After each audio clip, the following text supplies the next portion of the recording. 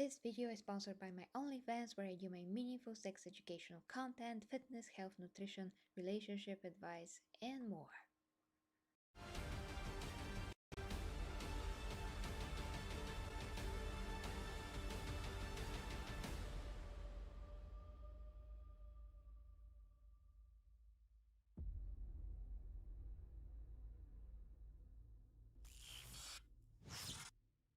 Hi guys, and welcome to Get Your Reviews and to this revisit of every Warhammer faction 40k alien one. I have to point that out is the second part of Bricky's video, and I already did cover this before, but back then I had no idea what Hammer was really. I was just getting into it.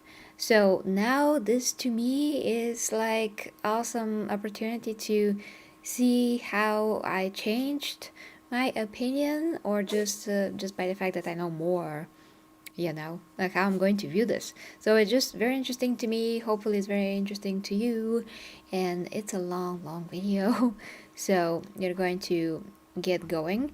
But first, of course, check the original that video down below so you can support Bricky. So if you haven't seen it yet in its fullest extent, please go there and play it.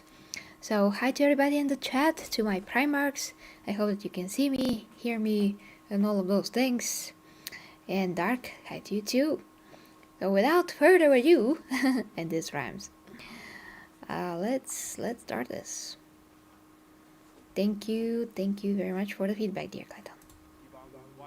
So after an entire episode of nothing but humans, we can now talk about chaos, which involves humans again, but a little bit less. We also got demons and shit. I just felt someone grab my ass. What? Like hard, Nick. So as I mentioned, we discussed the war, the imperium, That is amazing. the purgatory dimension realm between the material realm of our existence. Now, in the warp, it's terrifying, horrible. There are demons everywhere. Things are crazy. All your minds, thoughts, and emotions get projected there. It is both formless and empty. It is vast and tiny. It obeys the laws of time and physics while simultaneously does absolutely nothing of the sort. It is a hodgepodge and culmination of just unknowable, eldritch, horrifying shit. And there are four gods that permeate in chaos and the warp. These are the four major chaos gods. And if we wish to learn about chaos, we need to learn about each and every single one of these chaos gods. First up, we have Khorne. Okay, so as you know, and hi Alex, you too.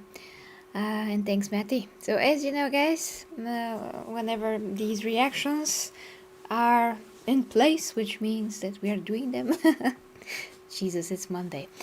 So yeah, I'm going to stop it and talk over it, and of course, give my input, and especially, I actually have no idea what I said a year ago about this, but we actually have more gods, not only the Chaos gods. I mean, we have one in particular, Malik, or Malice, and he is canon, and he is not. I mean, a lot of people are having different opinion on that, but the point is not only the Chaos gods, but there's some other creatures, of course, lesser demons, and some beings that could be considered a god. And there's the Star Child, that is something like a, well, manifestation of the Emperor, probably. So yeah, I'm just throwing that in there. But yeah, let's continue. There's a big echo. There's a lot of echo of the video. Oh, Jesus Christ. Okay.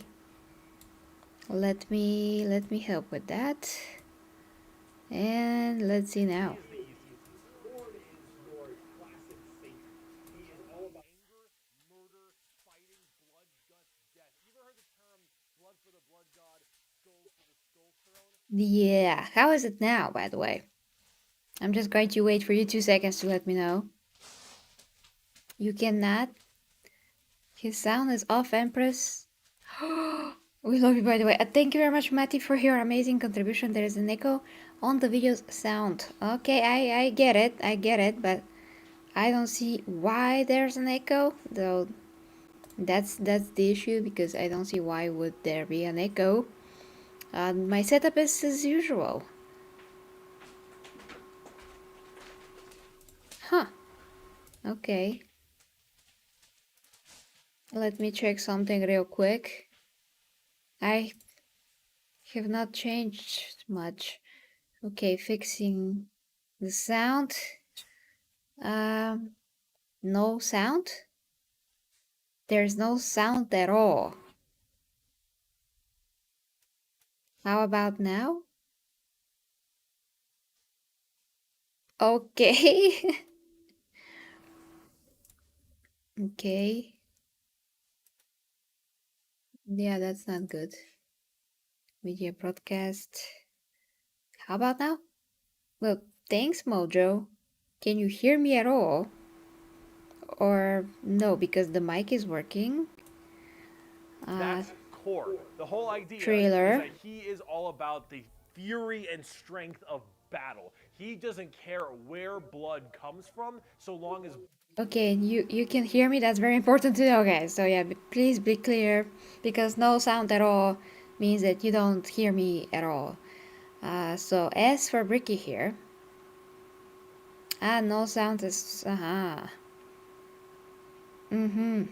blood is flowing. He wants to fight and murder and carnage and slaughter and How death, about death, now? death, death, death. That is Korn. I Very sound simple great. to understand. Next up, you have Zeech, and Zeech is the Better? god of change. However, the god of change, it's Oh, thank God. Thank God. So Echo's gone sounds perfect. And he's perfect too?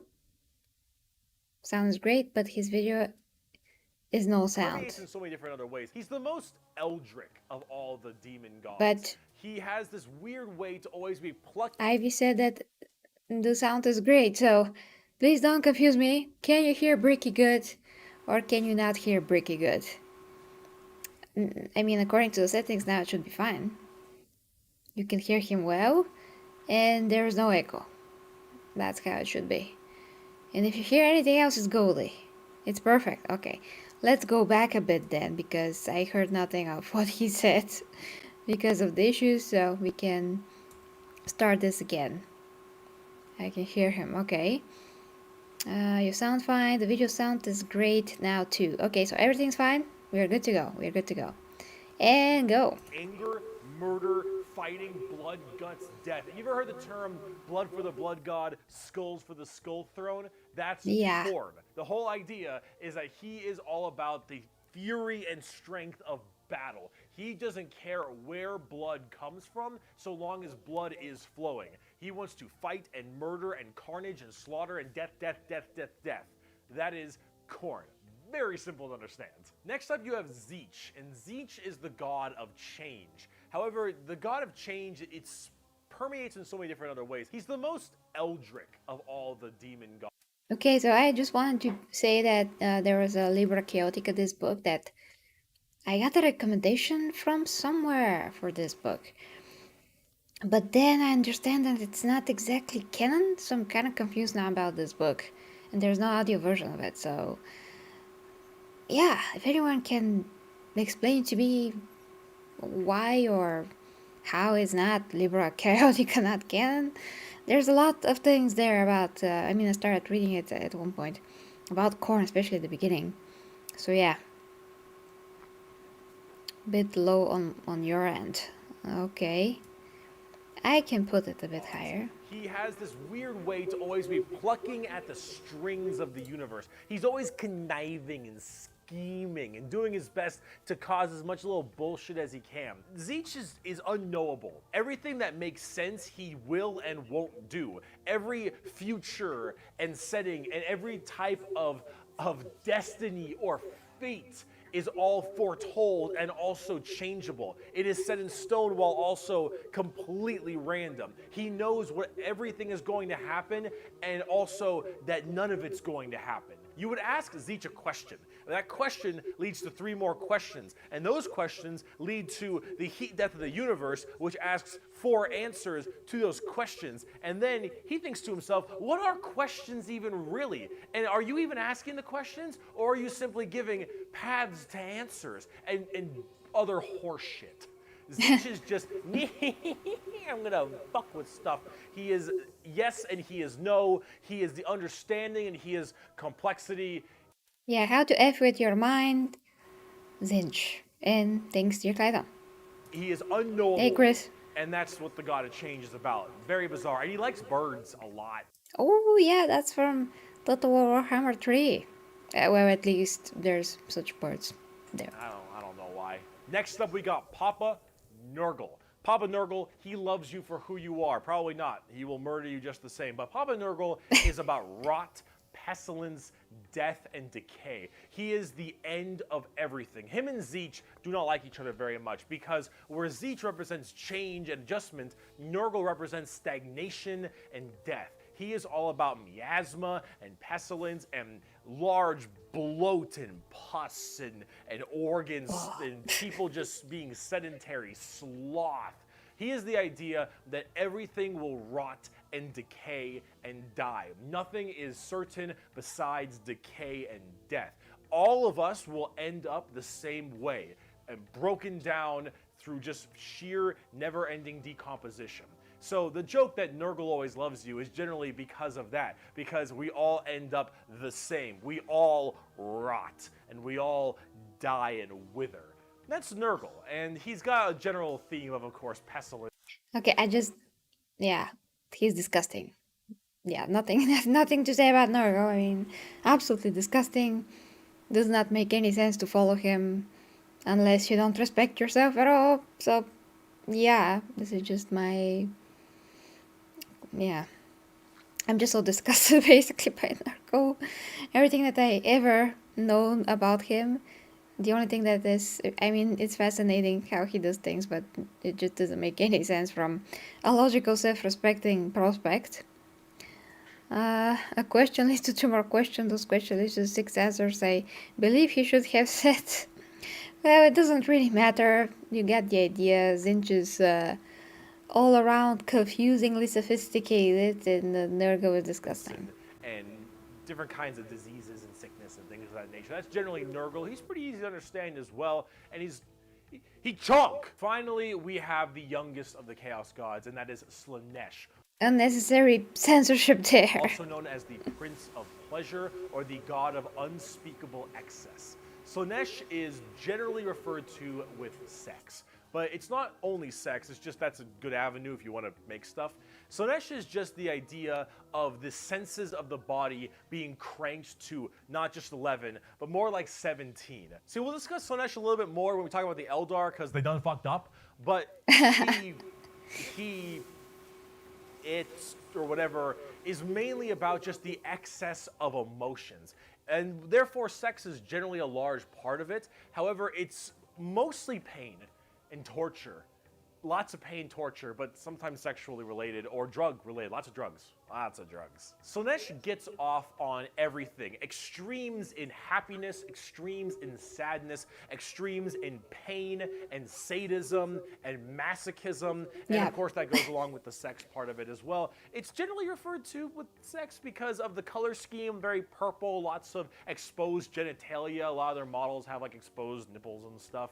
And that... Oh, I gotta see that. I mean, those models. Who is my favorite Chaos God and why do you want to marry Nurgle? You wanna make me laugh now? I mean, nothing wrong with that, but...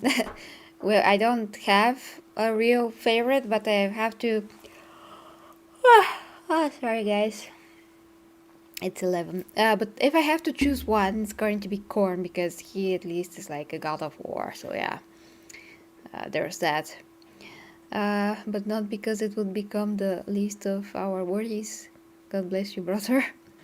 Yeah, and Slaanesh is the second most disgusting to me. It is generally the theme you go for from a physical side, but it really embodies everything. Mainly pain and also the excessive amounts of emotion. So when it comes down to it, you'll find a lot of them have things like spikes or whips or any kind of BDSM style gear because it is unspeakable excess. The Prince of Pleasure. Everything in excess to the point where it is just sheer frightening. That is Slaanesh in a nutshell. A little bit bizarre and a little hard to describe sometimes, but as we talk more about the Dark Eldar layer in this video, you'll understand it far, far better and far more than you'd want to. Now you might be thinking, why would anyone ever want to join chaos. They all look horrifying, screwed up, and just frightening things, right? Well, the thing is that, of course, one, your mind is put into the warp and the imperium, so you can be easily swayed by chaos demons when they get into your head, especially if you're a psyker. Sometimes regiments of the less mentally strong people, whether they be civilians or, say, low-level guardsmen or conscripts, can be easily swayed by this and become chaos cultists and stuff,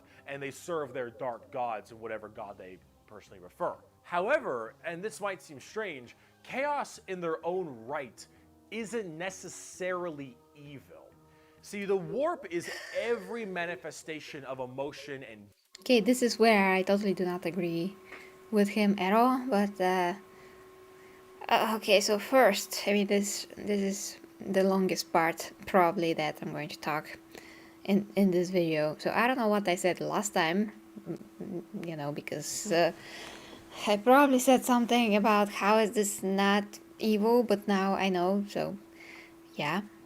First of all, how are regular guardsmen going to logically fall to chaos? I mean, how are they going to reason with themselves?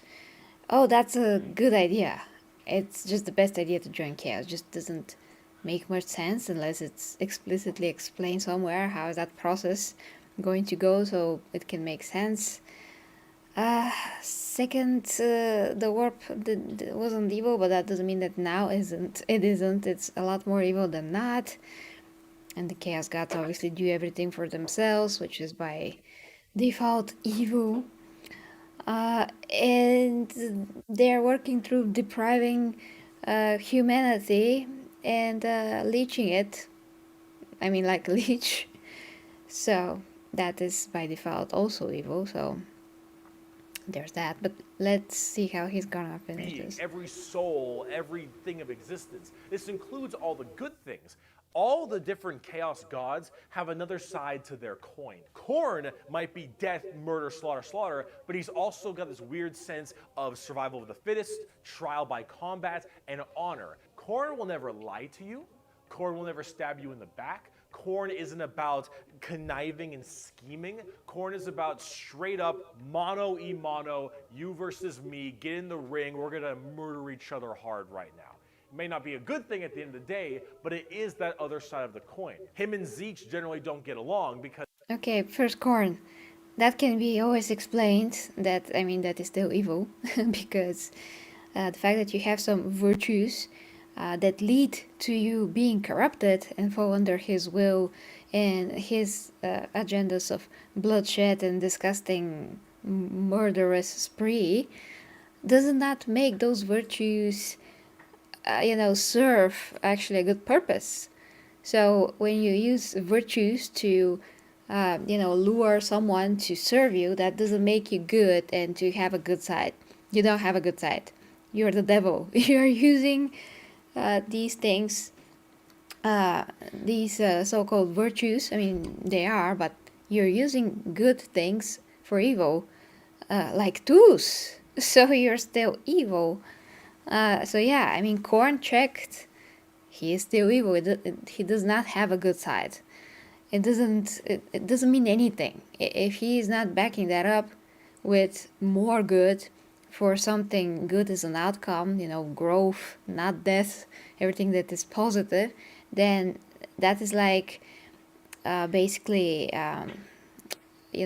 taking something and disrespecting it. I mean, taking something good and disrespecting it, like spit on it, use it for your own agenda, devaluing it.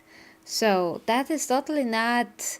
I don't see how can anyone, whether it's someone that's less educated on philosophy or anything else, will think that that's good. Either you don't know how evil works, or I don't know what to tell you, because you can actually study a lot of things in a lot of nations and their culture even, and you will see the same patterns and how evil works. You don't need to actually study even the most sophisticated spiritual science to understand these things, or read Dante's Inferno or whatever, So I'm just baffled by the comments that I got a year ago, how chaos was was not evil. They are deliberately doing things that are evil. It's not like a lion that is made to eat. I mean, kill other animals. He only kills so he can eat, and that's it. And the natural order is sustaining itself by basically a programming, so to speak. That's not the perfect word for it, but that is that's something that is from nature.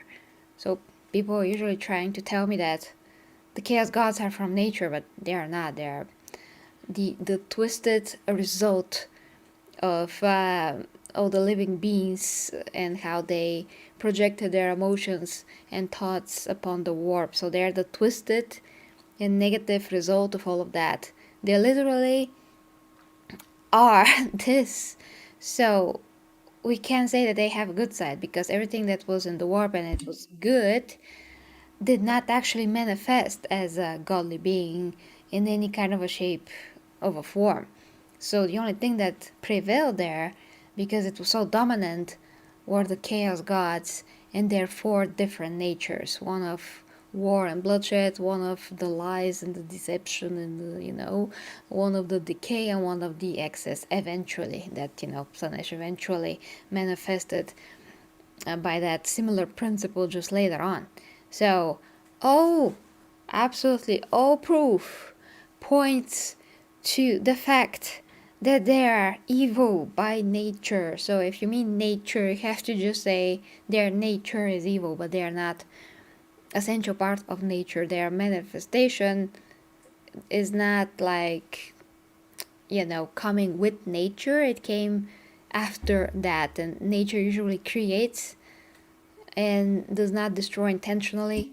They are not sentient, so everything that they do has intelligence to it, so they are not like completely derived of any consciousness at all, like some people try to make them out to be. They're not conscious, without any consciousness beings. They are with consciousness. They can communicate and talk, and obviously Zinj can even lie to you in 10 different ways, and 10 by multiplied by 100,000 probably. So all of that is not creative, productive, for the betterment of someone else. We know very well from so much lore by now that they are absolutely evil by absolutely every conceivable standard. So yeah, there's nothing that can convince me they're mutual, neutral, neutral, neutral,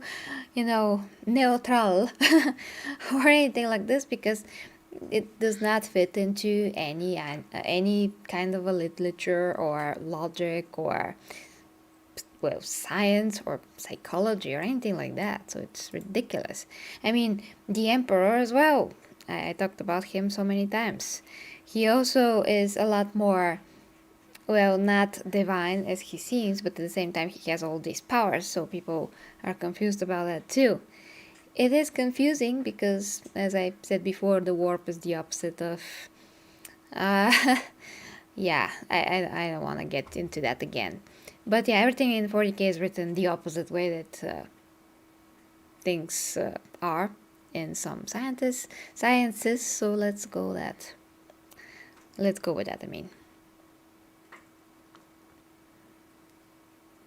Well, I already said this matty and dark, so yeah, wait for me to finish my sentence. I already said that. The bad prevailed, and thus everything there seems to be a lot more bad than good. It is exactly what I said. Yeah, I know dark, but that is how evil also works. They are both actually like an archetype for what you will call Satan, for instance. What they all do is what evil does in general, but they're like divided in four main beings. But in general, evil is just one thing that can do all of those things, So exactly what evil is doing in general. If you know the saying, that the biggest lie, or yeah, the biggest lie that the devil ever said was, I mean, that made everyone to think is that he doesn't exist, and then he sits behind the curtain and does a lot of other things that can prove that he exists anytime, but at the same time you do believe and you're stuck in your ass thinking that he doesn't exist. So there's that. So if you know all of those things, you will see right through all of the gods and how they're made and why they are this way and all of those things. A godlike being doing godlike things is a god. Okay. Tzeentch is that conniving schemer, but he's also about the idea of hope. Where there is change for your predicament. There is change for your problem. The hope of the galaxy, the ability to bend the world to your will, the idea that your fate is not set in stone, but in reality that you control your own destiny and can control it whenever you want, the changer of ways. That is Tzeentch. And of course, Tzeentch and Nurgle hate each other because while Nurgle does represent stagnation, death, and decay, he also represents finality and ending. The fact that you can be mentally at peace knowing that you will end and how you will end. Fear of the unknown, fear of change is not present with Nurgle. With Nurgle, everything will rot and die, and that provides that finality, that ability that this is over. We are all the same, and we will all end the same. We know the meaning of life. The meaning of life is to live and die and rot. And with that, Exactly what it isn't. Yeah, so there's another thing that evil does to convince you of that as well. So you're blind to everything else and you just give up and you don't have any willpower, and they just take you like you're some kind of a commodity, animal life, whatever. brings peace of mind. Slaanesh is a lot more simple. Sure, While if they you're an are the idiot. excess of emotion, they are also the representation of emotion. Slaanesh embodies happiness. Slaanesh embodies excitement and joy and pleasure. Just so she or he can lead you to the total excess, and well, I already explained how they work. So yeah, everything that looks positive is actually to lead you to the negative, which is their goal. So yeah. Not only in the sense of the physical, bam style of pleasure, but also everything else like food and drink and air on your cheek and sunlight, the feeling, emotion and feeling. All of that is also represented with Slaanesh. So you have to ask, why are they always represented as super evil skulls and spikes on everything and want to murder everybody? I As don't they really have are. an answer for you on that one. My I assumption is told you that why. because mentally humans may think It's ridiculous to try to explain what is already there and it's obvious, Bricky. Because they are this. I mean, all of the what 40k others writers said this and that, and they're evil, let's say, and they're depicted as evil. Yes, because they are evil. They're not depicted as, oh no, this is like a subtext, maybe they're not. No, it's obvious they are evil. So why they are? Because they are. Obviously, like how many books do you need? How many books do you need? Because 40k has a ton. worse thoughts, even if we don't act on them, and therefore they're projected in the warp more. That one's a little bit weird. I don't know. This is me spitballing right now, but No, if you can't understand this, I cannot help you for the understanding the freaking gods. I don't know. You need a super bad guy. You already got the Imperium of Man. You need somebody to be a little bit worse than them. So you got demons. Honestly, who cares? I just And they're called demons, if you don't know, if that's not obvious as well, I don't know. want to buy like a bird magician. Look at him. So cool. So combining all this together on the table.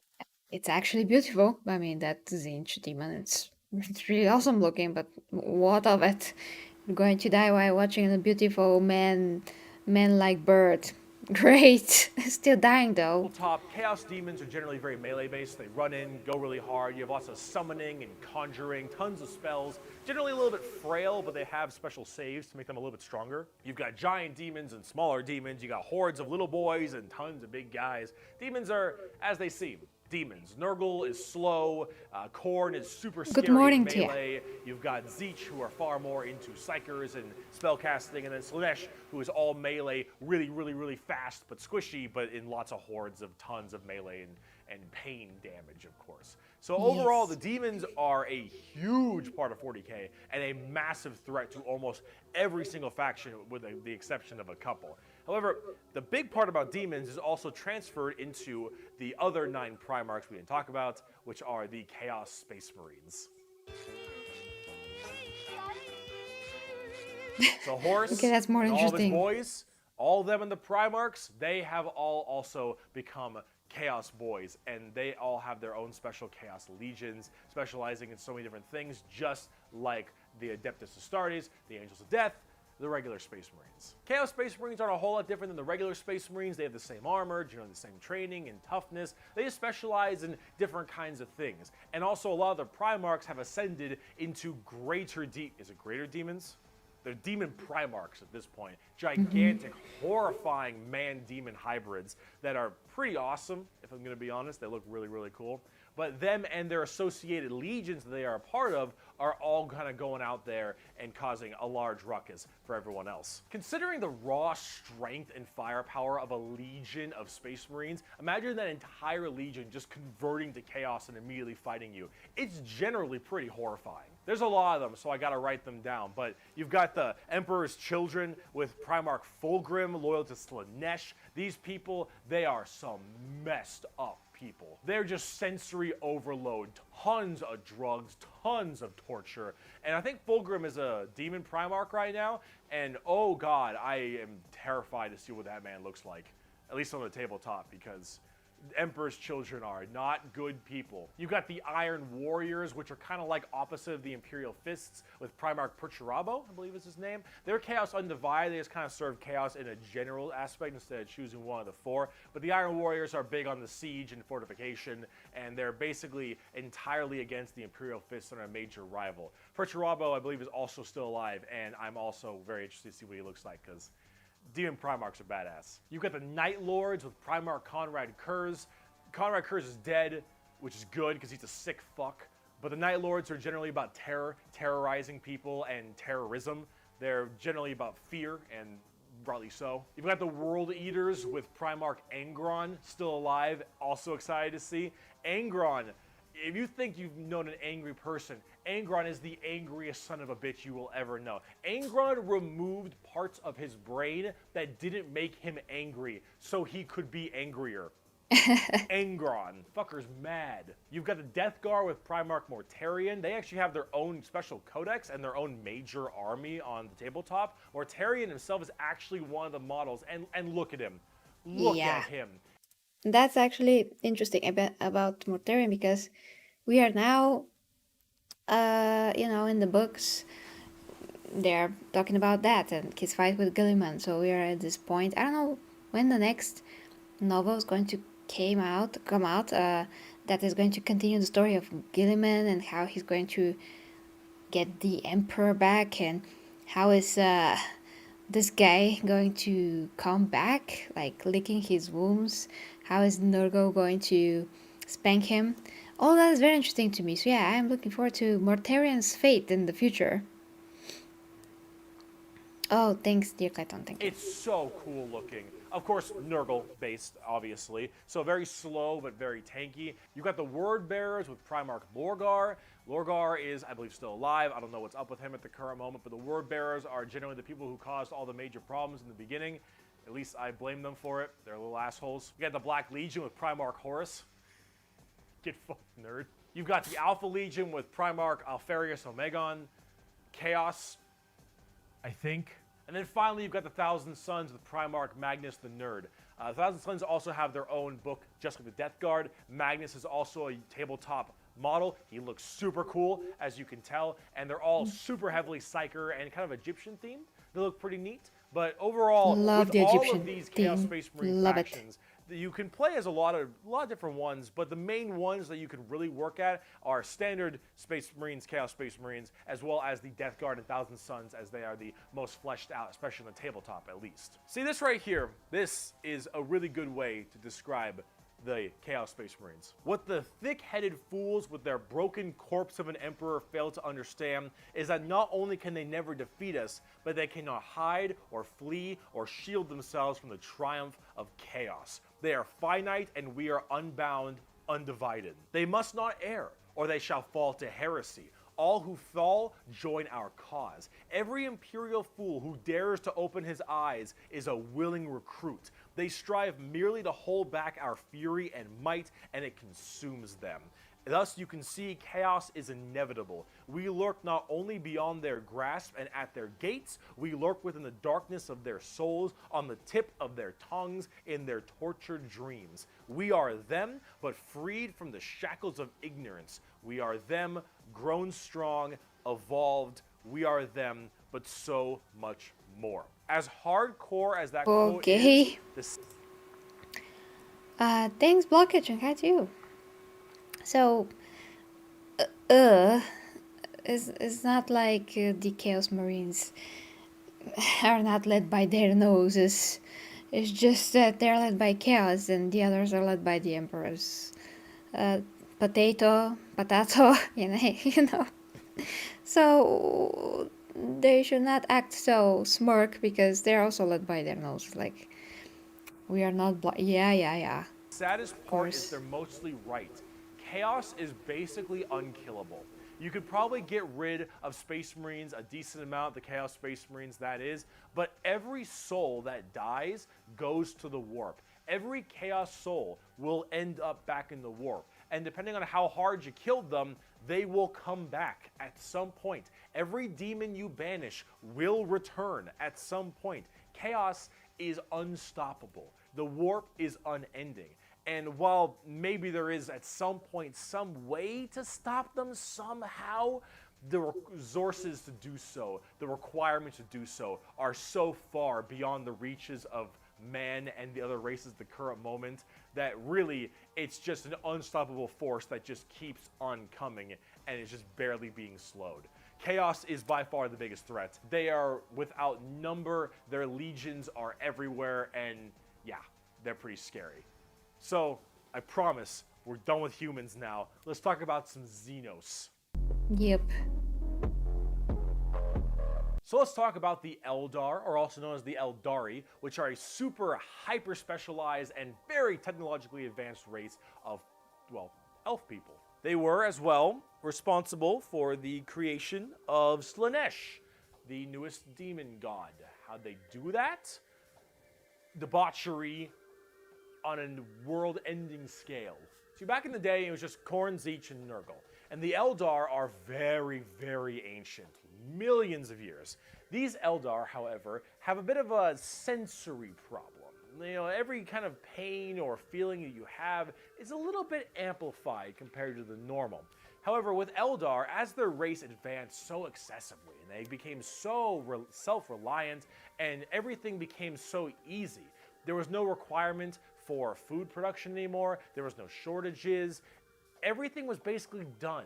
Everyone was so comfortable, and that comfort breeded this weird sedation, and that sedation breeded the requirement for more and more debauchery. Debauchery!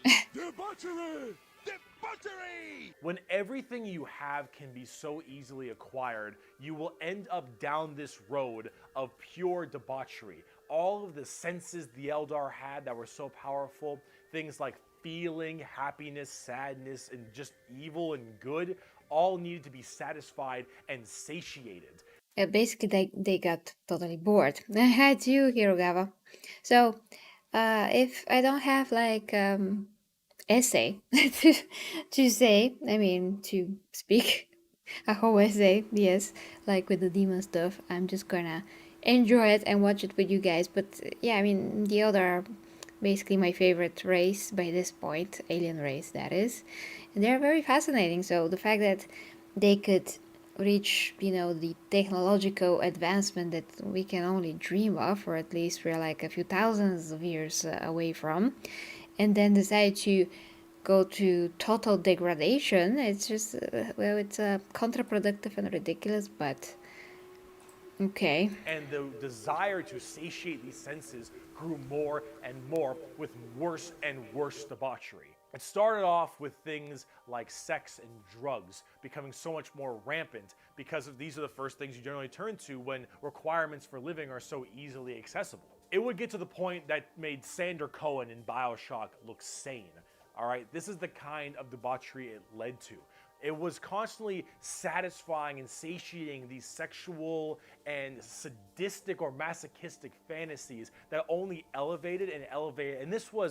Well, that's still, I don't know. It just doesn't make much sense from philosophical standpoint to reach such a high level, and they view humans as animals. I mean, not as animals, but they view us a lot lower than them. So basically, a lot more animalistic than them, and they have this demeanor and such a self-esteem, but at the same time, knowing that their race fell into such debauchery and degradation, and out of that, it was so excessive that a new god was created. That is a shame, a huge shame that they carry. Not only the dark ones, the ones that are officially evil, but the whole race. They cannot, with their right mind, say that we are whatever we are when they actually did this. So it's ridiculous. It speaks that they're actually not at all wise, and it speaks that they're ridiculously, well, on some kind of a lower level than humans in terms of wisdom even, and totally not objective about themselves. So yeah, how is that working? We're supposed to, believe that that can happen with such a race. From a writing standpoint, I mean, it doesn't make much sense to me. Okay, you can say when they don't want nothing, then they will be bored, so they can do other things. They can practice like spiritual techniques and do art and so many other stuff. But they decide to do such things, and on a grander scale too, to the point where the nation, the Eldar, I mean, they split into two, one where the evil ones and one are the not evil ones. But now this is so bad that they have to try to capture their soul when they die in the stone, because otherwise Lanesh is gonna take it. So they completely destroyed themselves and how they used to exist because of things that are, very animalistic. I mean, they are the ridiculously stupid hypocrites, or I don't know what. So yeah, just very, very arrogant in their own asses. So the Eldar are fascinating in terms of how they look and their abilities, their technology, but what they did to their whole existence is, worse than anything that humans ever did. So they cannot be entitled and act like they're perfect in the same time when we all know, the whole universe knows what they actually did. So it's kind of ridiculous. I don't know. I really don't know how this is making much sense. I mean, it could make maybe some sense if you don't count a lot of things. Like, I mean, all of a sudden, evolution and the psychological evolution of a race, let's say. What to tell you, it's complicated issue that it could be, a lot to think about. No wonder the craft world once turned basically Puritan. There are 5 groups of Eldar Dark Craft World: Yanari and the Exodites and the Harlequins of the Laughing God. Yes. I know about these, and craft worlds make sense. Those that have an idea of how to still exist. I mean, normally, so they don't do the excessive stuff. The Yanari, I think they were good. but I haven't studied them yet. Dark Eldar, these are the exact ones that we're talking about, but they're still part of the Eldar. So if you are an Eldar and you know that your soul is doomed, if it's not put to a stone, how are you going to feel towards your own race? Aren't you going to think that, well, humans at least are not such a I mean, they're not that deprived, but we got that, so why not help them or something? Well, humans are also so hostile that we wouldn't want any help because we're ridiculously in our own asses, but yeah. The point is that even if you're from the craft world Eldar, you should have more wisdom to not be smart about it because you know that your race did all of that and created a god from their freaking disgustingly animalistic ways that they decide to, like, once again participate in after thousands upon thousands, I don't know how many years, because they do exist for thousands, so maybe millions of years that this race existed, and in the end of it, shame, shame, shame.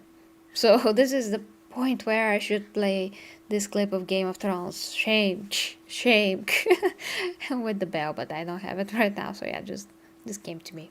Species wide, people started going down darker, The more Harlequins. depraved, and more violent paths as time went on. However, some people didn't entirely take to that. Some of the Eldar were looking at this depraved species that they had become and said, no thanks for me, dog, I'm good. And they bailed.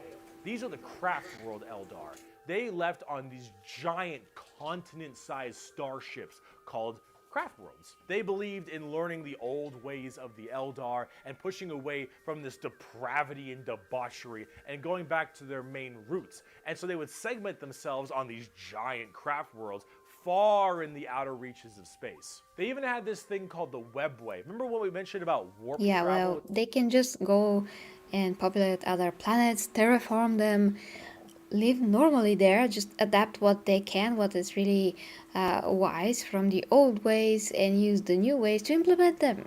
Here's an idea. The Imperium. Well, the Eldar had something way safer called a webway. And the Eldar webway is actually like a pocket dimension kind of thing. And in that pocket dimension, there were also more horrible, depraved groups and clans that would spend their time in there. And if you imagine the debauchery was bad already, these were debauchery X10.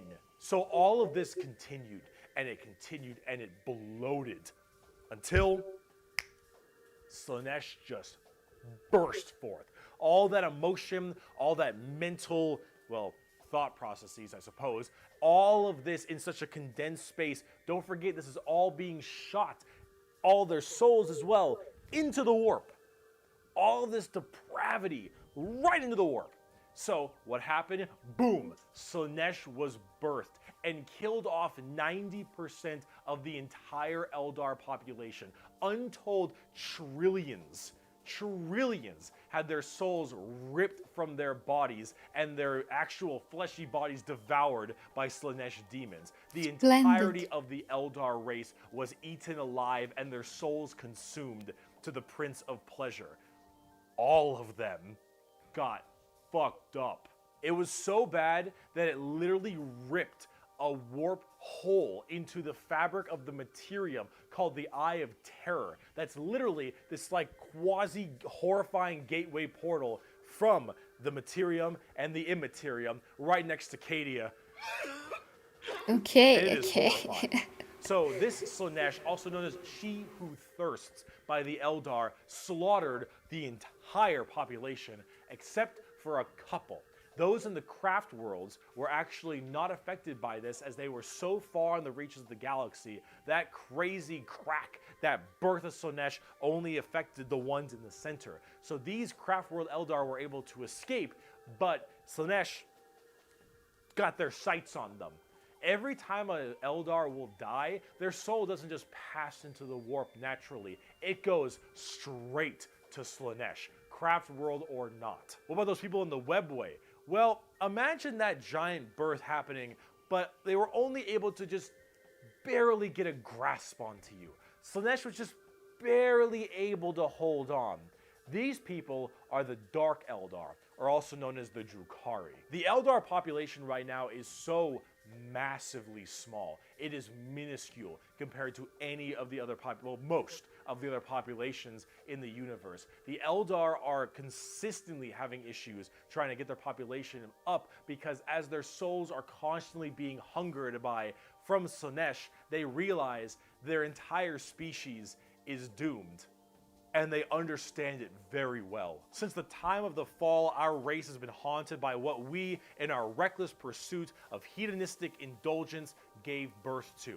Though our dreams once overturned worlds and quenched suns, we are now but fitful shadows clinging to the edge of existence. All the stars in the sky cannot blot out the hateful glare of the red moon's eye. The birthing place of the great enemy pulses with all the malice of a demon that is dreaming, casting its shadow over all we have ever done and all we ever shall. Every twisted strand of fate and casting of the runes leads me to this time, to this place, and it is clear that the final battle awaits me at the ancient Crone worlds, a conflict the likes of which has not been seen since the Mon-Kai warred amongst themselves and their corpse of a seer fell to his traitorous son.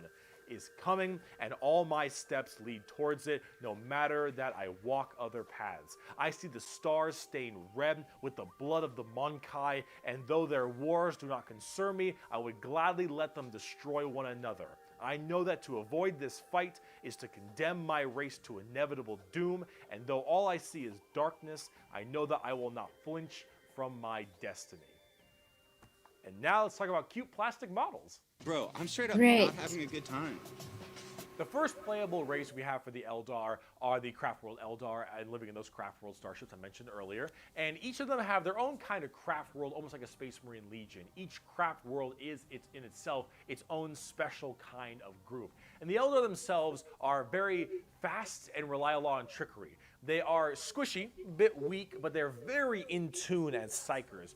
Tons of psychers across the entire Eldar population, and their weaponry and abilities are fast and extremely hard-hitting, but of course rather fragile. Understanding an Eldar's brain is an exercise in futility. They are all over the place in confusion and trickery on a whole galactic scale. They fight weird, they think weirder, and Eldar in their own right really rely on this to keep their species alive. They need to think about deception and the strangeness of what they do if they truly want to not be immediately murdered and slaughtered wholesale thanks to their entirely small population. However, I must say that it seems like their population is getting slightly better. These craft worlds hold millions upon millions of people. And as they continually, reproduce and have their craft worlds expand, losing a few people in battle, while hurts a lot, they aren't really losing what's extremely precious to them. It's not like every single death means the death of their species. It seems like they're kind of on the upturn a little bit.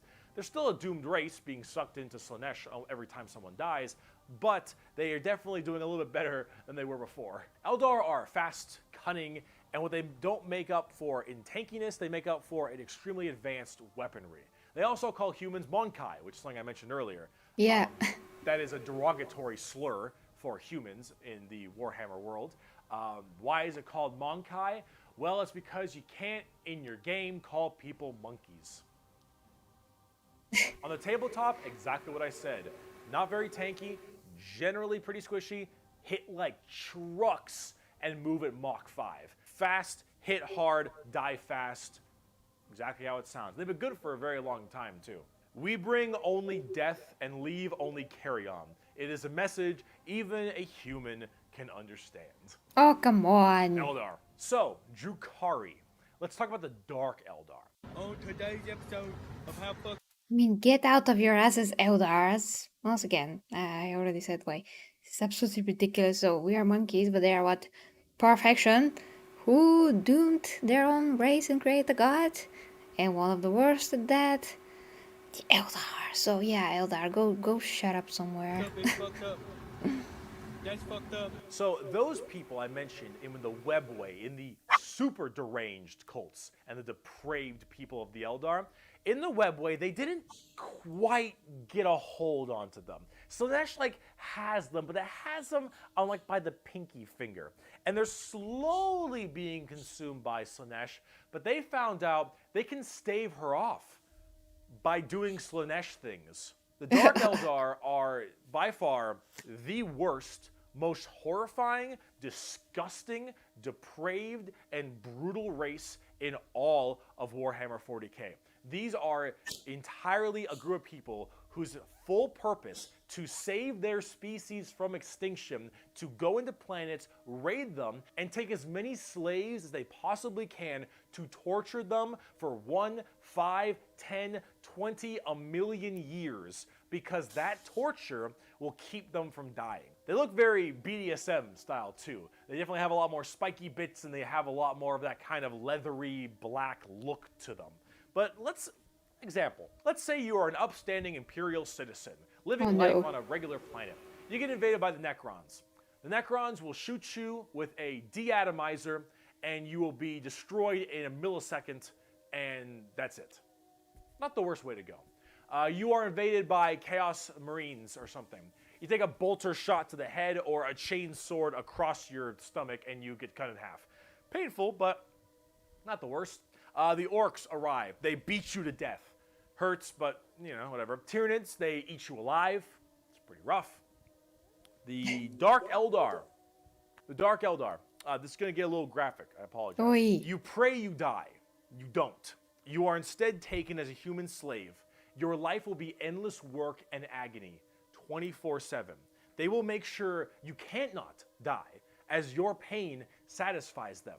They will hook you up to all manner of torture devices. They will inject pain-based like stimuli drugs directly into your nervous system. They will slowly run razor blades across your skin. They will fillet you and pull out your teeth and your fingernails one by one. They will remove your appendages and your skin and wait for it to grow back so they can do it again. They will murder and torture and use the R word, it rhymes with grape, your entire family in front of you and do the exact same thing to them. You yourself will also be rhymes with grape anywhere and everywhere possible. And this will occur for 20 years until you are no longer satisfying to them. And then you will be contorted, crushed, and twisted into some form of trophy, a fleshy trophy, or a ring, or a couch, or a TV stand, or perhaps a wonderful hat, while you are, of course, still alive and breathing. And how is that you will possible? become a moaning, fleshy trophy for eternity. And that is what happens when you are taken by the Dark Eldar. They are the most depraved, most horrifying race in all of 40k. They look the part, and they do it so they all don't die. They are literally forced to do this, because if they don't, Slaanesh's grip will get harder, and they will have their souls pulled away. So long as they keep doing this, Slaanesh is like, "You're doing good, man. You're doing solid. You keep that shit up, you Elfir bastards." That's the Dark Eldar. That's the Drukhari. They are horrible. On the tabletop, they're actually kind of like Eldar, but more extreme. They are even squishier than the Eldar, but they hit generally even harder. Fast attacks, skirmishers, really quick, speedy, like get around them, do a lot of damage, get away kind of stuff. That's mostly the Dark Eldar. Look up the definition of Grim Dark in a dictionary. You'll find a picture of the Dark Eldar and Sev from Republic Commando. A quote from Mr. Vecht. "We are the lords of despair, masters of terror. Dread and agony are our meat and wine, and they are plentiful indeed." Dark Eldar. How about the Harlequins? Clowns. What's the matter, Andy? Don't you want to have some Yeah, they look really The awesome Harlequins compared to are the a Dark bizarre Eldar. race of Eldar. They're demonic clown performers. They're like a weird mix of Sander Cohen from BioShock and Jin from League of Legends, but in a more clown theme. They're artists of death and perfecters of their craft. They do not belong to Craft Worlds or any of the weird Drukhari people. They guard something called the Black Library, which is this giant tome of never-ending knowledge deep in the heart of the Eldar Webway, and also guarded by their god named Kegorok, I believe is how you pronounce his name. He is the laughing god. But It's the Eldar's laughing god, and these are the Harlequins, the Harlequin clowns. These are Eldar clowns, okay? So imagine the things that an Eldar, these depraved individuals, would find funny. And this is the god of that. Ugh. It's a horror clown. These are gods of horror for us normal people. For them, they're like, oh, it's so funny. They're all dying horribly. Honk, honk. They're very bizarre and difficult to describe. They've escaped the ruinous powers of Slaanesh somehow, but their main thing is guarding that black library. And the Harlequins just... they're demon clown performers. They're barely any... How did they escape though? That's interesting. I never came across this info yet. Ah, the Dark Eldar don't have psychers. That's interesting too. I never heard of them having psychers, so if that is the case... well, okay, I mean, they're horrible enough. We don't really need psychers to go with that. The space of Juggalo faction. models on the tabletop. They're good in melee. Good one, good one. They're demon clowns. I'm not sure. I got a quote. It is too easy for an Eldar to embrace the obscene virtues of chaos, for Slaanesh is nothing more than a manifestation of the Eldar mind in its most wild and unconstrained form. Human morality is meaningless to the Eldar, and to the dark side of the Eldar mind, all life is to be expended at a whim. Cruelty and generosity are but the impulse of a moment. Beauty and sensuality are virtues that can be expressed in bloodshed just as easily as in song. To an unfettered Eldar mind, there is neither sanity nor madness, but merely a wave of perfect existence fulfilled by its own savage momentum. They're very strange. Harlequins, Drukhari, Eldar, they are an anomaly that make humans seem completely easy to understand in comparison. They range from rekindling their civilization to horrifying murder and also clowns. They're all over the place, but honestly, they represent quite well and are rather interesting, especially with the whole Slaanesh murdering everyone bit. So, yeah, Eldar. Now. Okay, let's just say they're like the Joker from the DC universe, okay. I don't think nobody knows how the Harlequins do it. It's one of the mysteries of their faction. Well, a lot of times, writers leave things out on purpose, so yeah. Bugs. Ma, they following me, Ma. Oh no. Oh no! The Tyranids. Now, you want to talk something a little more fun, a little more simple than all this crazy Eldar shenanigans? Let's talk the Tyranids. They're bugs. Do they look like Zerg? Hell yeah, they look like Zerg. You want to know why they look like Zerg? Because they were actually supposed to be what Zerg were. Apparently StarCraft was supposed to be a 40k game in the beginning, hence why they look so much like Eldar, Zerg, and the Imperium of Man. Like, kind of Space Marine-y, those Marines, huh? They look a little bit Space Marine-y to me. Maybe. I don't know. You really fucked up on that one, Games Workshop, didn't ya? Tyranids are a giant infestation of unfathomable proportions. These are giant, extremely bio-advanced hive mind organisms that are basically all about absorbing as much biomass as they possibly can to evolve and mutate to be extremely potent and powerful and kill and eat anything in their path. They are probably the least evil faction in all of 40k because all they want to do is eat shit. They want to nom nom the entire galaxy. They hangry and we food. Also, this Tyranid hive mind has a presence in the warp. In fact, Tyranids in their own right have a massive presence in the warp. They have a thing called the... Well, I wouldn't say they're the less evil. I mean, what about the Tau? They at least have something called the greater good.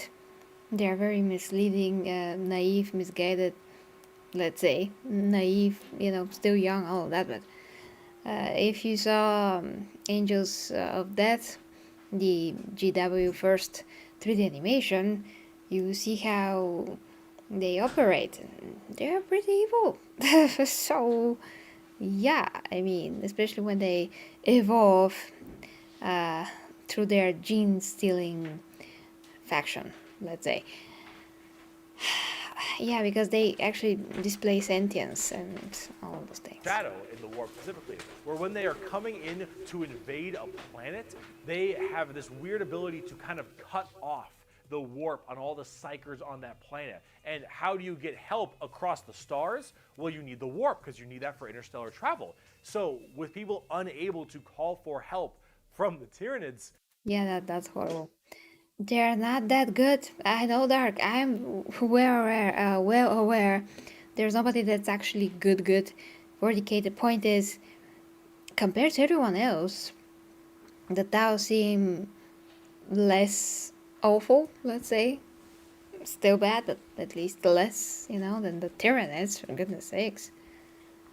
these are just easy pickings. And an entire giant Tyranid hive fleet comes out of orbit and just will massacre, absorbing all that biomass and turning them and all of their other Tyranids into even more advanced monsters. They come in so many varieties too, all based on what is important. Tiny little ripper swarms for scouting and having little dudes eat people up, to the Hormigons, Termagants, and Genestealers, all the way to the Hive Guard and the Exocrines and the Swarm Lord, to Hive Tyrants and their giant battle fleets, and even something as crazy as the Hierophant Bio Titan. The Tyranids come in all forms and sizes depending on what they require. They are extremely good at anti-biological weaponry. There is no way you can plague them or blight them. They have extremely strong armor, carapaces and such. Tyranids are nigh perfect organisms and are pretty spooky when it comes down to how they handle all of their genetic material. Keep feeding them, they'll keep evolving. They keep on creating new horrifying organisms to spread across the galaxy. And you want to know what the most terrifying part of the Tyranids is? We might be surrounded. There have been Okay, so perfect organism, absolutely. That's just a very twisted way of looking at things. They're perfect parasite organisms, perfect destructive organisms, but they're not perfect organisms. There's different ways of existing, like look at the Eldar, or how the human body developed. I mean, they're both developed for their purposes, and all of that, and all organisms should not be parasites, so they can destroy others, and you cannot call that perfect organism based on that. Like, what, Bricky? They're perfect, disgusting alien parasite killing machines, but not perfect organisms. That's just very general and just not correct. around 6 or 7 Tyranid hive fleets. Behemoth, Kronos, all these different kinds of hive fleets, and they've all arrived in the galaxy from different points. Different sections of the Milky Way galaxy have had different Tyranids come through. And that is horrifying, because as far as we know, we could just be surrounded on all sides by Tyranids. The only reason you may not hear a whole lot about Tyranids is because it's a little bit hard to have a bunch of story off of one hive mind genocidal monsters. All these giant bugs swarming in, killing and eating everybody and evolving. Oh, I mean, as cool as there are some cool characters, the Swarm Lord, Old One Eye, you can't really have a whole bunch of major character-based stories around them. Goldie as just awesome came. as they are, Hey, they're Goldie. simple. They want to eat you. They want to eat you and absorb your biomass. They are simple bugs. If you want something a little more complex, talk Genestealer Cults. I can have all the pot I want, I get Here around they are. faster than walking, and wherever I need a seat, I can just sit on my balls. Genestealer Cults are a special brand of Tyranid that can slowly infect themselves into different kinds of society. And by infecting them, they can rise up to where they all pray and believe in these regular humans, pray and believe into their Tyranid hive mind gods. And these brood lords, and I think they're called patriarchs, all can turn an entire world all based into Genestealers. And these are called Genestealer Cults. An entire hive world of the Imperium can be turned into nothing but servants to the Tyranid masters just by infecting them and screwing with their genetic code a little bit. They also have this cool, like, Mad Max look, which is really neat. They are definitely one of the bigger threats to the Imperium besides Chaos. I keep saying biggest threat to the Imperium. They're up there, though, because you, dingus, stepped on a bug in middle school. Asshole. There is a cancer eating at the Imperium. With each decade, it advances deeper, leaving drained, dead worlds in its wake. This horror, this abomination, has thought and purpose that functions on an unimaginable galactic scale, and all we can do is to try to stop the swarms of bioengineered monsters it unleashes upon us by instinct. We have given the horror a name to salvage our fears. We call it the Tyranid race. But if it is aware of us, it must know us as nothing but prey. Tyranids, they're cool. But are they as cool as the Orks? Question to you guys. Was there a fight between the Tyranids and some of the Chaos Space Marines? Because I never seen that, I don't think.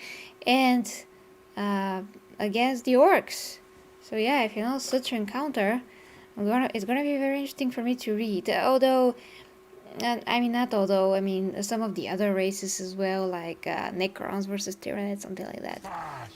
Orks, orks, orks, orks, orks, orks, orks, orks, orks, orks, orks. Midnight Orks. in 3 minutes. Love What we orks. have? So, yes, the green monsters, We have the green tide, 19 the minutes. green skins. These orks, they are in fact a race in 40k. The orks are as exactly what you expect them. They have archaic weapons, they're big boys, they have axes, and they have got big old teeth, and they want to kill everything, and there are so many of them. The only reason they haven't taken over the entire galaxy is they can't stop murdering each other. Orks are so cool. Orks don't have philosophy. Orks don't have existential crisis. What matters is who's the biggest orc. You listen to that guy because he the biggest orc. He big orc. Big orc knows best. You win through the power of imagination. Of all the races I have battled throughout the galaxy, the Ork is the hardest to comprehend. They wage war with machines that should not work, care little for strategic gains, and are just as likely to slaughter each other as the enemy. How does one battle an enemy that defies all logic? As an Ork, you're enjoying life. You're enjoying the life you're given. Your whole life and job and purpose is to get up and beat each other to death because you can.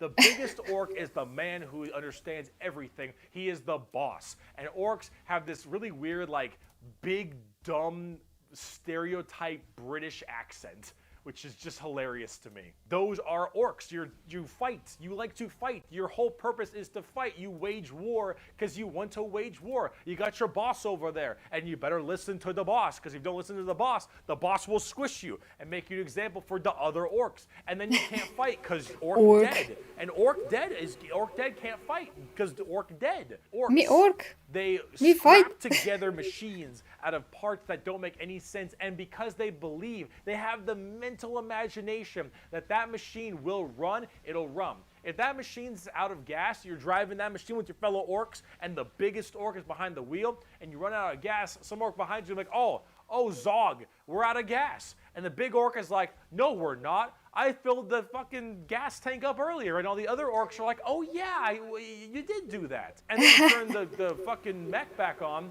and it works again. Does it have gas? Probably not, but it works. The power of imagination. They paint things red because it makes them think that goes faster. They paint things purple because it's the sneakiest color. You want to know why? You ever seen a purple orc?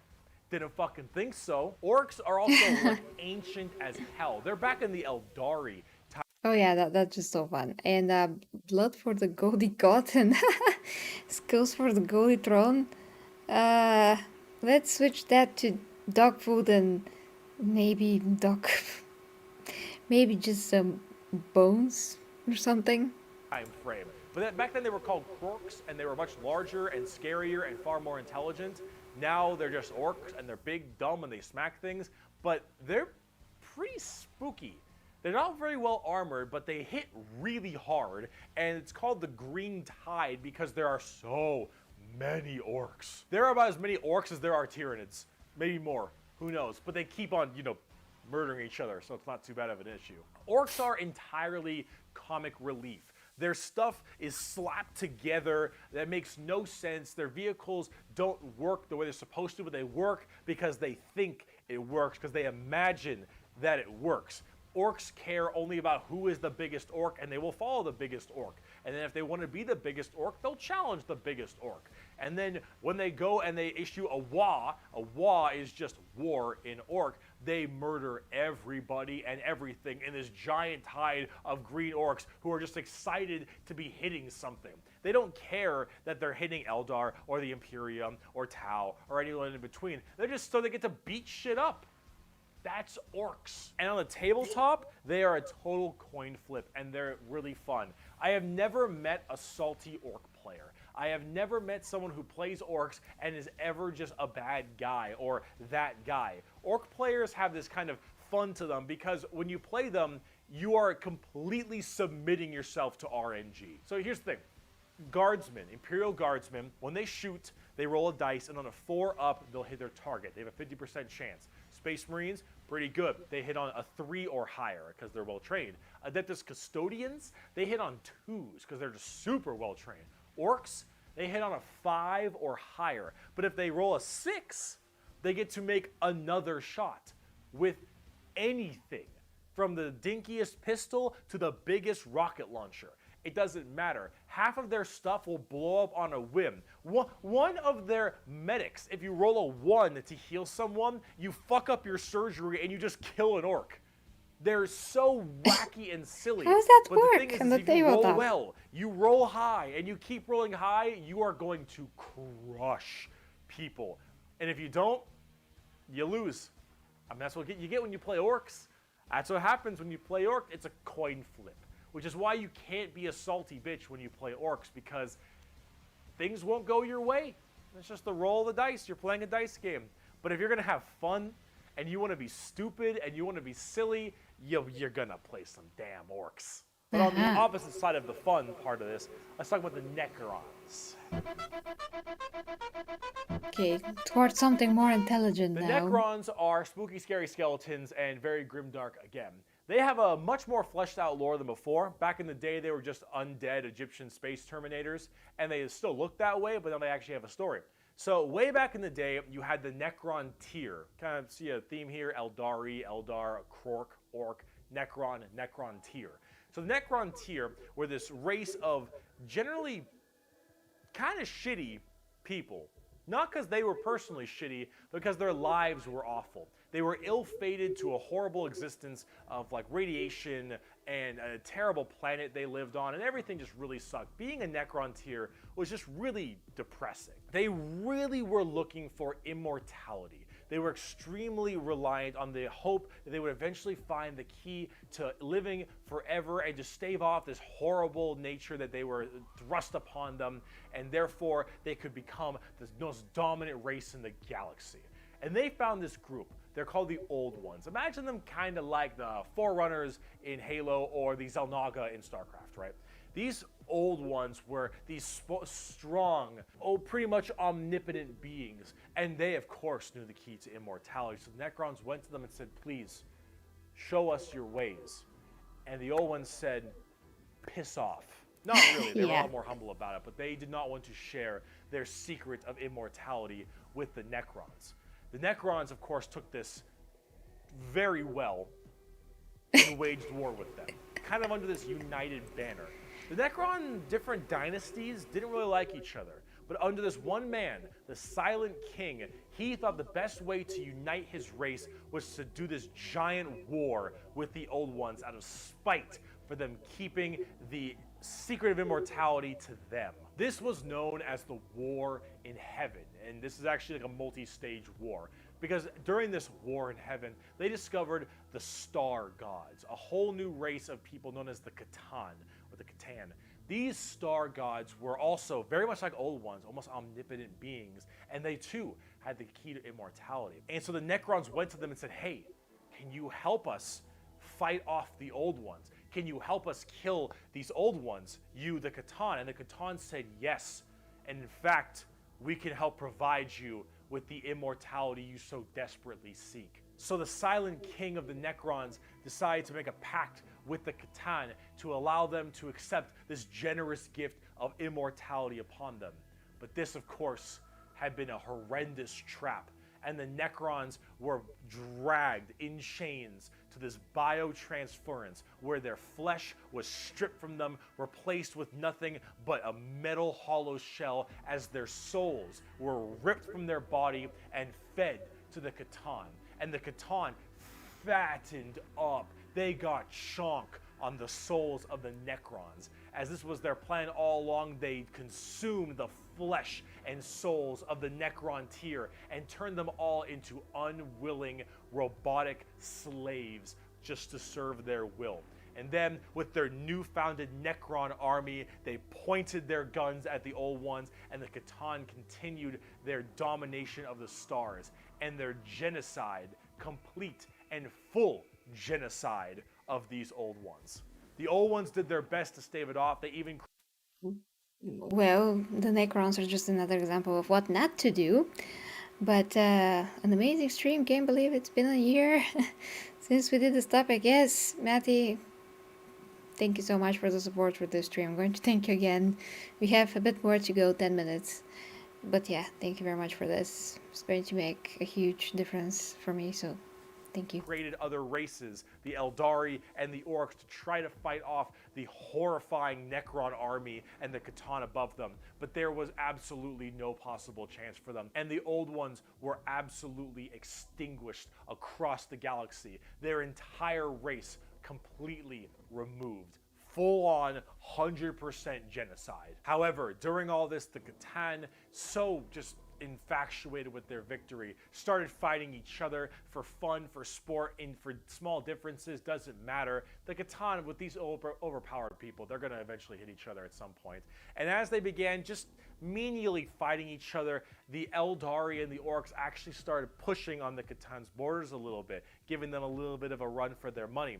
And as this continued, this is when the Silent King, who retained his consciousness, decided to leap into action and start a full-scale revolt against their Catan masters. And this revolt was bloody, as the entire Necron army was surged off to destroy these star gods. They were able to, just after suffering horrendous losses, were able to turn the tide of the war. And they took these Catan and they blasted them. Because as these star gods are unkillable, they were able to break them into thousands of shards and entrap them in giant stasis vaults to now actually be slaves to the Necrons. And with the Necrons having the entirety of their old gods enslaved to them, they realized that soon their race was about to be attacked by the overcoming new races, the Eldari and the Orks. And so what they did is they retreated into giant stasis tombs in order to preserve their energy and their strength for when one day they would be reawakened and they would be able to rule the galaxy that was rightfully theirs. And then some ding... What does it mean, rightfully theirs? It just doesn't make any sense. I mean, it's nobody's, everyone can live there, Jesus. I still don't get how they were able to break down the Catan and how the Catan fought the old ones. I mean, we talked about this before, but aren't both the Catan and the old ones not even made out of matter? Because what kind of a gods they are if they are made out of matter? Because this will make them vulnerable, obviously, and that's why they are destroyed. So it's a bit like... okay, well, what actually happened here? How is this? How are they getting hurt? It's yeah. It's a Mechanicus guy diddled with a green console, and now the Necrons are back, and they see all these primitive races on their lawns, and they think, get the fuck off of it. The Necrons are back, super advanced, and they are here to reclaim the galaxy that they so rightfully believe is theirs. On a tabletop, they're a lot like that. They Tons just of believe it, undead okay? Egyptian skeleton robots that when they die, they just get right back up because they keep on reanimating. Hard to kill, tons of crazy stuff. You can use the Catan themselves as units to fight with. It's pretty cool. The Necrons are one of the three major events in 40k. The Horus Heresy, the Fall of the Eldar, and the Awakening of the Necrons are all pretty substantial events. And the Necrons themselves are pretty dang cool as well. Here's a good quote from a wonderful Dawn of War game. Lucky creatures, as long last you have found the tranquility of death. I was like you once, clinging to life and blind to the truth. When I uncovered the truth, I too shuddered and paled with fear. Deep in these catacombs I was remade. Here my brethren slumbered for eons while the living grew like weed. My Lord knew this day would come. He had plans for us all. We would purge this world once more. So come, poor victims of life. We will grant you tranquility in these crypts. Kronos will be a tomb world once more. Necrons are also pretty smug. Trazen the Infinite especially, a little dickhead. But speaking of dickheads, last race, let's talk the Tau. Okay, here they are. The exact formation of the Tau Empire is not entirely understood. However, Matty. a long time ago, many thousands of years ago, in the Matty. 40k world that is, some Imperial Thank you so navigation much. vessels were going around through different areas. Have no words. And they Thank saw a primitive race, blue people, smacking each other with sticks and stones. And they thought, dumb Xenos race, who gives a shit, and they bailed. Then this giant warp storm occurred right in that major area, unable Bricky to got be the skirt. breached. Then, once that warp storm 6,000 years later subsided, hello, those little sticks. Well, they decided to actually have no war of any kind and all just unite together under one flag of the Tau Empire. And now they have gigantic starships and Gundam robots and lasers and railguns and mechs, and they are here to ruin your day for the greater good. That is generally the Tau Empire. They have this kind of feeling of this homogenous group.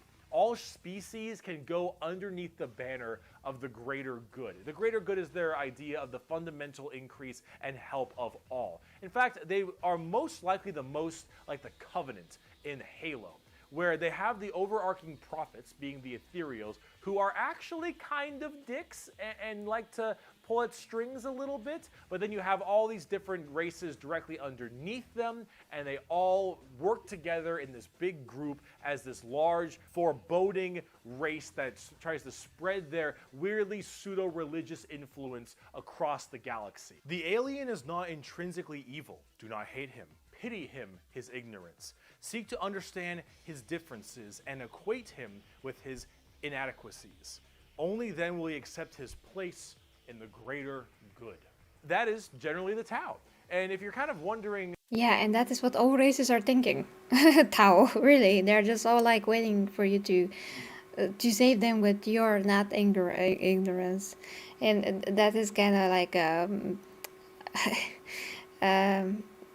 what's the word for that? It's ironic because they're like the youngest technically advanced race, and they're still into their asses, nevertheless. Like what their mainly big shtick is, well, they're all about big robots and mechs. They have laser rifles and rail guns. They got giant mechs with tons of missile pods and heavy rail rifles and rail guns and burst. They're obsessed with the idea of people being excellent to each other. Oh, I really have to dig deep into the Tau because that's interesting psychologically to dissect them a bit.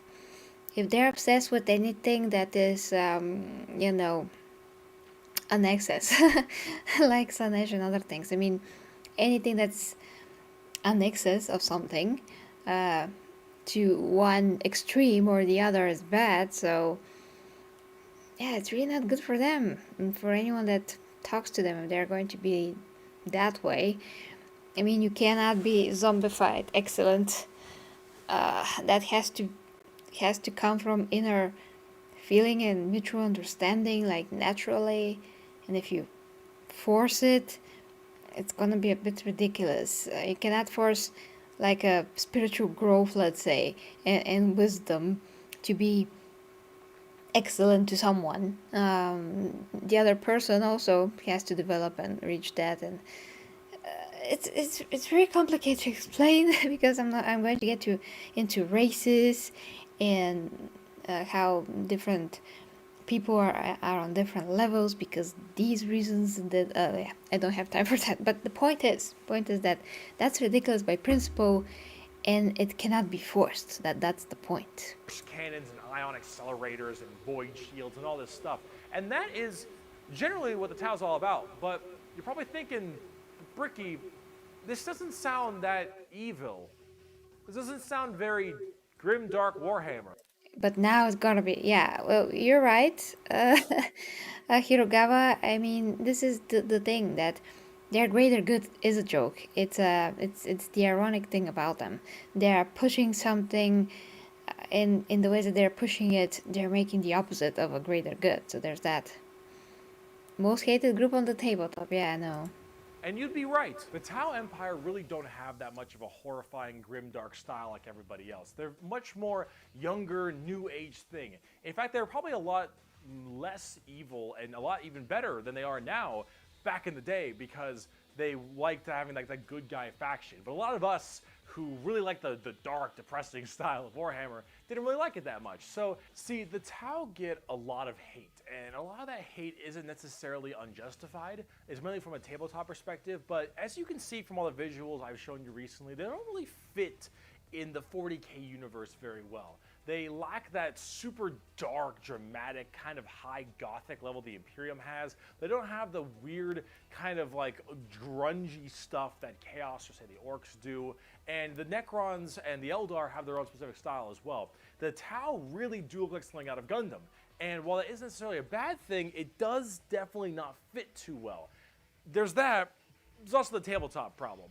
In tabletop, Tau are horrible at melee combat, but exceptionally good at ranged combat. So they blast everyone from really, really far away, and they have a million rules to make it so that it's nearly impossible for you to get into melee combat. So it basically just forces you to bottleneck the game into one specific gameplay style, which is gun to gun. And if you're doing gun to gun, they're going to win every time, because they're the Tau, and the Tau are really damn good at shooting. So it's one of those things that make the Tau generally rather hated, and a lot of different reasons for that, both from style and such. But this is actually one of the things I wanted to end this video with, is that the Tau, while they have their issues, you should not be discouraged from playing them.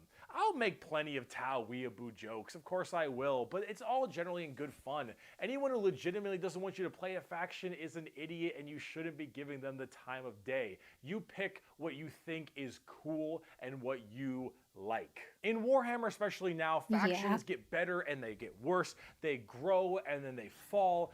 You should only be playing what you think is cool. You like the look, you like the models. If you're talking tabletop, that is what you should be going for every time, is what you think is badass, because things change all the time. But the universe of Warhammer has so much going for it. Every faction has something interesting, every character has a story, and there's a million stories to be told. The universe is vast and exciting, and while it is dark, depressing, and horrible, that is the damn charm.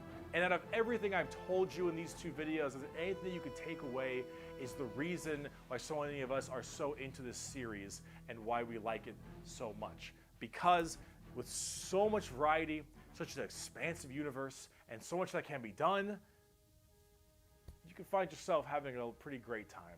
Thank you so much for watching this video. I hope it has been informative to you. Thanks, Bricky. So yeah, the video is still down below, guys.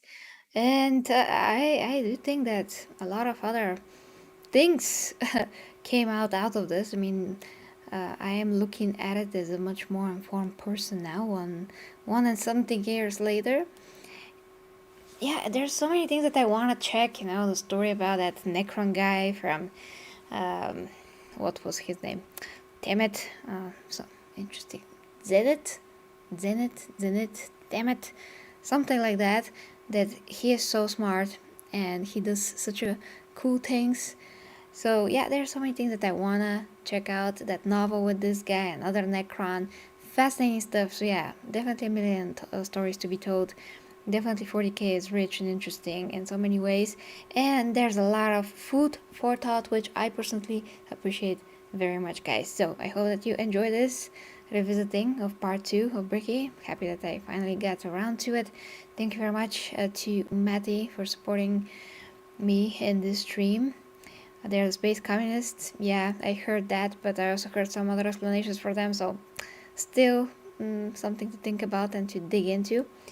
But thank you, Matty. Thank you very much. Have a great new week, guys. Hope to see you more often. Not going to make particular promises, but I have something of a plan to be here more often, because, you know, since Christmas I'm still like getting my speed, groove, all those things, but I'm getting there. So sleep well, guys. See you, and love you guys. And yeah, thank you for joining me, guys.